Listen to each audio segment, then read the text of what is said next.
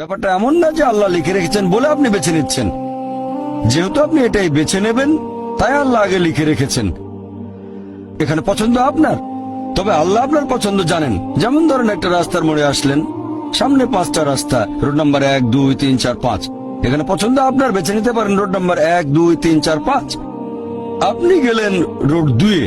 এটা আগে থেকেই লেখা আছে আপনার নিয়তিতে যে আপনি যাবেন 2 নম্বর রোডে। ব্যাপারটা এমন না যে আল্লাহ লিখেছেন বলে আপনি করছেন। যেহেতু আপনি এটাই বেছে নেবেন, তাই আল্লাহ আগে লিখে রেখেছেন।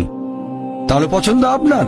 আপনি চাইলে টাকা উপার্জন করতে পারেন ভালো কাজের মাধ্যমে, হালাল উপায়ে, অথবা পারেন চুরি করে হারাম উপায়ে। পছন্দ আপনার। ধরেন চুরি করলেন, এটা আপনার সিদ্ধান্ত। তবে আল্লাহ আগে থেকে জানেন যে এই লোকটা সহজে টাকা পেতে চায়, তাই চুরি করবে। তাই আল্লাহ আগে লিখে রেখেছেন যে এই লোকটা 25 বছর বয়সে চুরি করবে। এখানে দোষটা কার? দোষ আসলে আপনার। তবে আল্লাহর আছে ইলমে গায়েব, তাই তিনি আগেই লিখে রেখেছেন।